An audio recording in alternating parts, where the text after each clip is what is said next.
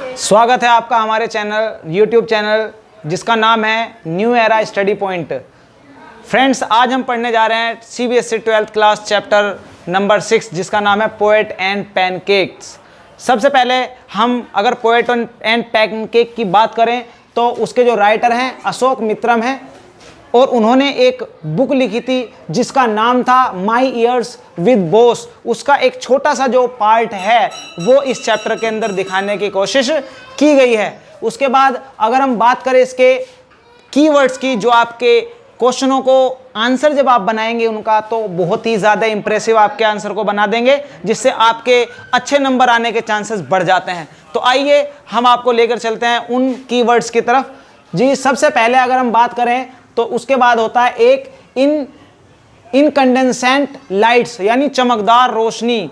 उसके बाद दूसरे वर्ड्स के अगर तरफ हम बात करें तो नेशनल इंटरगेशंस का मतलब होता है नेशनल यानी राष्ट्रीय एकता, राष्ट्रीयता जुड़ाव जिसमें सभी लोग मिलकर रहते हैं। उसके बाद अगर हम आगे बात करें तो हायरार्की मतलब ऊंच नीच, जहां कुछ काम ऊंचे लोग, फिर उसके बाद उससे सबस्ट्री कुछ छोटे, उससे छोटे, यानी जब पार्ट्स अलग अलग काम बटा हुआ होता है उसे कहते हैं हायरार्की। उसके बाद स्लैपिंग का मतलब होता है पोतना, जो हम अपने कलर वगैरह से मुंह को पोतते हैं उसको कहते हैं स्लैपिंग। उसके बाद इग्नोमिनी का मतलब है किसी की इंसल्ट करना, अपमान करना, उसको छोटा महसूस करवाना। सब्सिडरी का मतलब बहुत बेकार किस्म की चीज़ें या छोटी बहुत सस्ती चीज़ें। उसके बाद एक होता है कॉस्ट्यूम, जो हीरो हीरोइन जो कॉस्ट्यूम पहनते हैं उसको कपड़ों को कॉस्ट्यूम कहते हैं। उसके बाद आइए हम चलते हैं इसके मेन कैरेक्टर स्केच, जो मेन कैरेक्टर्स हैं। क्योंकि जो भी आपका क्वेश्चन आएगा वो आपके मेन कैरेक्टर के ऊपर ही आएगा। अगर आपको सारे कैरेक्टर्स पता है तो आप आसानी से उस क्वेश्चन का आंसर दे सकते हैं। तो आइए अब हम आपको इस चैप्टर के अंदर मेन कैरेक्टर्स के बारे में बताते हैं, जिसमें मेन कैरेक्टर्स में एक है अशोक मित्रम जो कि इस चैप्टर का जो राइटर भी है और इसमें एक छोटा सा पार्ट भी प्ले करता है। उसके बाद जिसका काम है अखबारों को काटना, और अखबारों को काटने के साथ साथ उनके जो मेन इंपॉर्टेंट पार्ट्स हैं उनको अपने पास रखना, उनकी कटिंग अपने पास रखना, जिसके बेस पर ही जो कहानियाँ या हम कहें नाटक या फिल्में तैयार होती थी उसका काम करता था ये अशोक मित्रम। उसके बाद अगर हम दूसरे की बात करें कोथा मंगलम सुब्बू, जो इस पूरी जेमिनी स्टूडियो में दूसरे नंबर पर आता है। हम इसके बारे में और आगे पढ़ेंगे। उन्होंने एक नोवेल भी लिखी थी जिसका नाम है थैलमन मोहम्मद देवल। उसके बाद आगे अगर हम बात करें, अगला है मिस्टर एस वासन जो जेमिनी स्टूडियो का ओनर है। उसके बाद हम बात करते हैं ऑफिस बॉय, जो इसका सबसे ज़्यादा मेन कैरेक्टर्स है, उसके बारे में भी हम बात करेंगे। उसके बाद एक लॉयर है जो एक लीगल एडवाइज़र है इस चैप्टर के अंदर, जो एक स्टोरी डिपार्टमेंट है उस स्टोरी डिपार्टमेंट का लीगल एडवाइज़र है। उसके बाद है फ्रैंक बुचमैन जो मोरल रिया आर्मामेंट आर्मी, यहाँ MRA आई थी अपनी विदेशों से यहाँ अपने नाटक को दिखाने के लिए, उसका एक हेड था। उसके बाद है Stephen Spender, he was a great poet and the writer. Now we are going to our chapter and we are explaining it very deeply. I hope you would like and you would understand very well. सबसे पहले अगर हम बात करें तो यहाँ ये जो चैप्टर का नाम है जिसका नाम है पोएट एंड पैनकेक्स, तो इसका मतलब पोएट, वहाँ जेमिनी स्टूडियो में बहुत सारे राइटर हैं, बहुत सारे लोग हैं जो लिखने का काम करते हैं, कुछ अलग अलग तरह के काम करते हैं, उनको these are called poets. And pancakes, what is the meaning of pancakes? Pancakes meaning a brand of beauty things, जो पुताई करने के लिए, जो मुंह पर लगाने के लिए बहुत सारे जो सामान आता था हीरो हीरोइन के लिए, उसकी एक ब्रांड थी जिसका नाम था पैनकेक्स। तो उसके बाद आइए हम चलते हैं इस चैप्टर की तरफ। तो ये जो चैप्टर है ये जेमिनी स्टूडियो है जो कि चेन्नई के अंदर स्थित है, साउथ इंडिया में, और बहुत ही सबसे ज़्यादा पुराना यानी 1940 के आसपास का ये जो दृश्य दिखाने की कोशिश की गई है कि उस समय किस तरह से फिल्में तैयार होती थी और किस तरह से फिल्मों को तैयार किया जाता था, जिसमें लगभग 95% जो भाग है फिल्मों का वो एक स्टूडियो में जो तैयार होता था, जहां सारी की सारी चीज़ों को इस्टेब्लिश किया जाता था, बनाया जाता था, मात्र 5% ही भाग था जो बाहर आउटसाइड में जो सूट होता था। उसके बाद उसके अंदर सारी चीज़ें मौजूद होती थी। अगर हम यहाँ मेकअप की बात करें तो मेकअप यहाँ ट्रकों में लोड कर करके लाया जाता था और बड़े बड़े ड्रम के अंदर घोला जाता था। यहाँ एक रूम था जिसको हम मेकअप रूम के बारे में बात कहते हैं, जो दूसरी मंजिल पर यानी जो सेकंड फ्लोर पर एक कमरा था और उस कमरे के अंदर जो ये बताया जाता है कि वो एक अस्टेबल की तरह है, यानी जो जिसमें घोड़े रुकते थे एक अंग्रेज अधिकारी के, उसको स्टेबल कहा जाता था और उसी की तरह दिखाई देता था, जिसमें नाई की तरह जो नाई के जो बाल कटिंग सैलून होता है उसकी तरह नजर आता था। उसके अंदर लगभग आधा दर्जन के आसपास बल्ब लगे हुए थे लाल कलर के, जो कि पुराने टाइम में लगे होते थे। जब वो जलते थे तो उसके अंदर बहुत सारे मिरर लगे होते, जब वो चमकता था तो बहुत ज़्यादा रोशनी हो जाती थी और वो इस तरह से लगता था जैसे फायरी मिजरी या हम कहें बहुत ही ज़्यादा आग वाला दृश्य होता था, जहाँ बहुत ज़्यादा हीट होती थी और बहुत ज़्यादा चमक होती थी। और जब हीरो हीरोइन वहाँ मेकअप कराते थे उनका वहाँ रुकना बहुत मुश्किल हो जाता था और बहुत ही ज़्यादा हीट हो जाता था, गर्म हो जाता था। उसके बाद हम बात करें तो वहाँ एक व्यक्ति था जिसका नाम था ऑफिस बॉय। नाम के लिए तो वो ऑफिस बॉय था, लेकिन उसकी जो उम्र थी लगभग 40 साल के बराबर थी और वो कई सपने लेकर आया था इस जेमिनी स्टूडियो में। और वो कहता है कि मैं एक राइटर हूँ, एक जो आर्टिस्ट हूँ, एक सिंगर हूँ, एक एक्टर हूँ, कि मैं यहाँ इतने सारे सपने लेकर आया, लेकिन मैं सिर्फ एक ऑफिस बॉय बन सका। और वो ऑफिस बॉय जो शायद कोई भी जेमिनी स्टूडियो में आता है और उसको सुनाकर चला जाता है। अक्सर लोग उसे डांटते रहा करते थे उसको कामों की वजह से। सिर्फ उसका काम क्या होता था? उसका काम होता था जो भीड़ होती थी उनको बड़े बड़े ड्रमों के अंदर मेकअप को घोलना, जो मेकअप थिंग्स होती थी या मेकअप मटेरियल होता था, और उनके बाद भीड़ का जो मेकअप करना उसका काम हुआ करता था। और वो बहुत ज़्यादा दुखी था। Why he was sad? Because he was sad and he thought that main reason of his sadness was Kothamangalam Subbu. वो कहता था मेरी जो सैडनेस का सबसे बड़ा कारण है वो सुब्बू है। सुब्बू को अपने कारण का, अपने समस्याओं का कारण माना करता था वो। क्यों? क्यों वो मानता था कि मैं जिस पद पर होना चाहिए, जो पोस्ट मेरी है, वो पोस्ट सुब्बू को मिल गई है। और सुब्बू को भी क्यों मिली है? Because he belong to upper caste, he belong to Brahmin caste, that is the way he has got this job. उसके बाद हम यहाँ ऑफिस बॉय के आगे बात कर देते हैं। तो यहाँ जो सबसे बड़ा जो चीफ आर्टिस्ट हुआ करता था वो हीरो और हीरोइनों की जो मेकअप किया करता था। उसके बाद जो दूसरा जो स्टेप आता है वो उससे छोटे किस्म का जो होता था मेकअप आर्टिस्ट, वो उससे छोटे हीरो हीरोइनों का मेकअप किया करता था।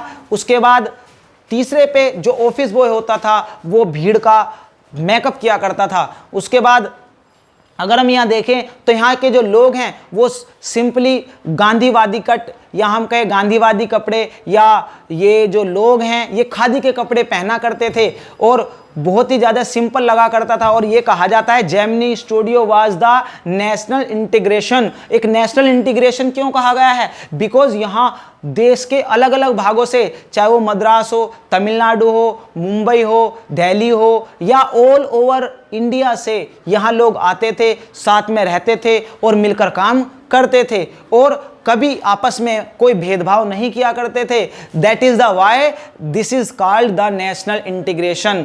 उसके बाद अगर हम आगे बात करें तो यहाँ के जो विचारधारा थे, जो लोग थे साउथ के, वो कम्युनिस्टवादी विचारधारा का समर्थन किया करते थे, कम्युनिस्टवादी विचारधारा को फॉलो किया करते थे। और कम्युनिस्टवादी विचारधारा क्या होती है? जो गरीबों की बात करती है, गरीबों की भलाई की बात करती है और ये सोचती है कि सारी संपत्ति पूंजी पर गरीबों का अधिकार होना चाहिए। ऐसी विचारधारा को लेकर वो चला करते थे। ये जो चैप्टर है ये अलग अलग पार्ट्स में डिवाइड है, हम उसी पार्ट्स के अकॉर्डिंग इसकी बात करेंगे। यहाँ एक स्टोरी टेलर, यहाँ एक स्टोरी डिपार्टमेंट है, उसके अंदर एक लॉयर है, जो लीगल एडवाइजर है, वो कहते हैं वो है तो लीगल लेकिन वो इलीगल है, जिसका काम होता था कि जो स्टोरी बनाई है उसके अंदर कोई लीगली मिस्टेक तो नहीं है या कहीं से लीगल के रूप में कोई कमी तो नहीं रह गई है, इस चीज को देखना। और जिसके अंदर सुब्बू एक बहुत ही महत्वपूर्ण रोल किया करता था। एक बार की बात है, एक बहुत ही ज़्यादा यंग एंड बहुत ही ज़्यादा मल्टी टैलेंटेड जो स्टार एक्ट्रेस थी, वो वहाँ बहुत ही एक गुस्से वाली महिला थी और उसने गुस्से में कुछ ऐसे शब्द बोल दिए। हालांकि शब्द उसने ऐसे नहीं बोले, लेकिन वो गुस्से में कुछ तेज तेज बोल गई। इतने में ही जो लॉयर था, जो वकील था, उसने जो रिकॉर्डर स्टार्ट कर दिया। ये सारी चीज़ें उसने रिकॉर्ड कर ली और जब हीरोइन शांत हो गई, यानी वो एक्ट्रेस शांत हो गई, तो उसने उनसे कहा 1 मिनट सुनिए, और उसने वो स्टार्ट करके प्ले कर दिया, जिसकी वजह से वो इतनी ज़्यादा एम्बेरेस्ड हो गई, इतनी ज़्यादा सैड हो गई, इतनी ज़्यादा शेम हो गई या इतनी ज़्यादा शाय हो गई, शर्मीली हो गई, जिसकी वजह से उसका पूरा कैरियर क्या हो गया, तबाह हो गया। या ये पूरा का पूरा कैरियर तबाह करने में ही जो लॉयर था उसका हाथ था। हालांकि उसने भले ही अपनी मर्जी से नहीं, थोड़ा बिना मर्जी के ये ऐसा कर दिया, उससे भूल से ऐसा हुआ।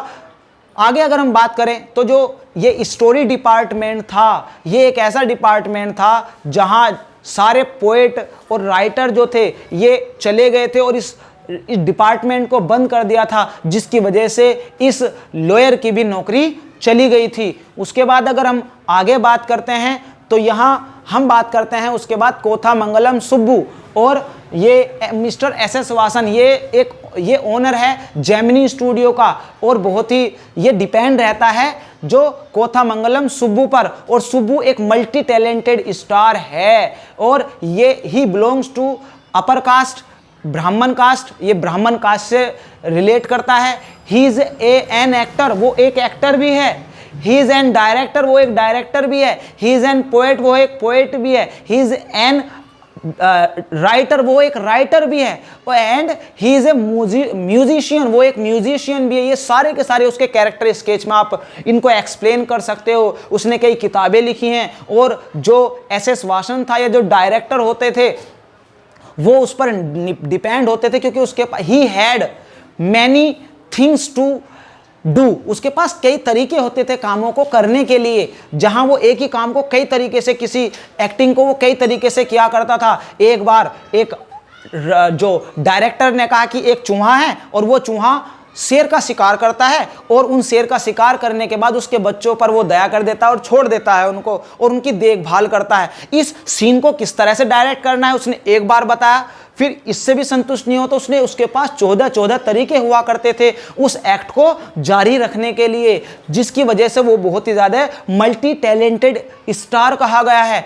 Not only he was a multi talented star but also he was a great person, वो एक बहुत अच्छा आदमी भी था। बहुत सारे लोग उसके घर पे रहा करते थे, वो उन सबको खाना खिलाया करता था। उसके घर में वो अपने घर में उन लोगों को रखा करता था, लेकिन कभी भी वो इन चीज़ों की तरफ ध्यान नहीं दिया करता था। हालांकि इसके बावजूद भी बहुत सारे लोग उससे चिढ़ते थे, उससे दुश्मनी निकालने का प्रयास किया करते थे। उसके बाद हम आगे बात करते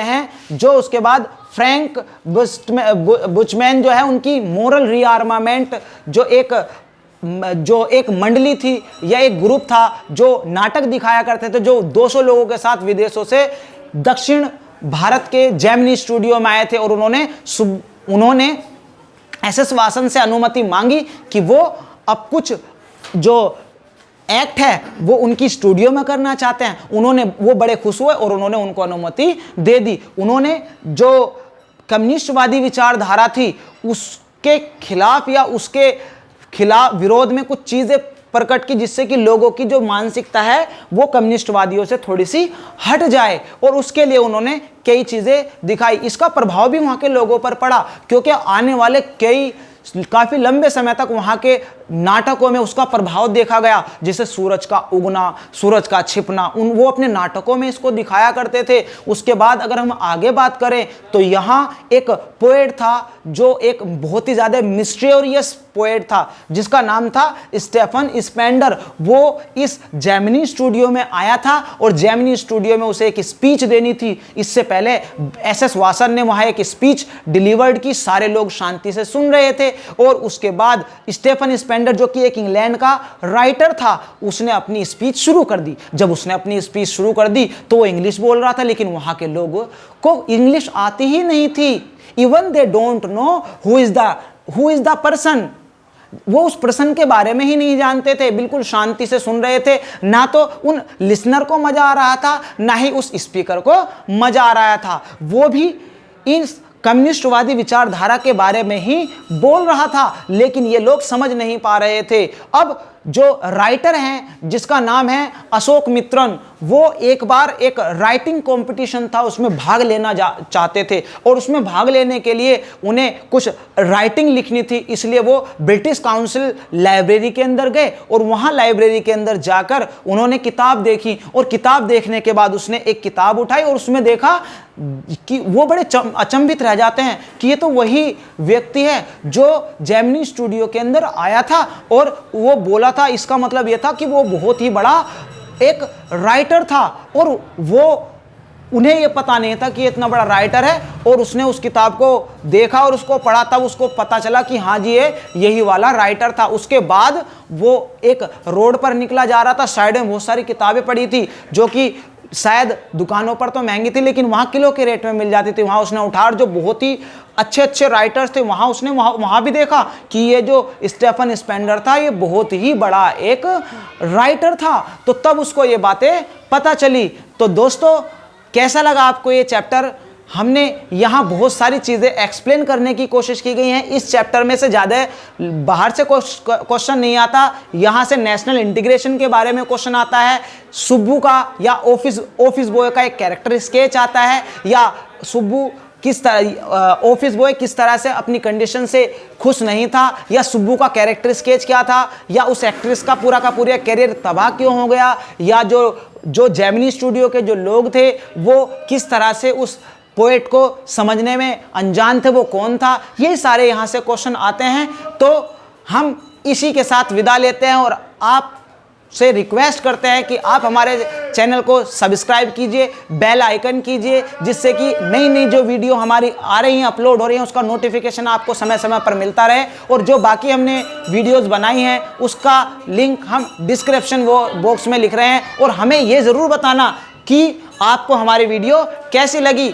कमेंट करके, जिससे कि हम और मोटिवेट होकर आपके लिए और अच्छे अच्छे वीडियो बना सके। अगली वीडियो तक के जब के लिए थैंक यू, गुड लक।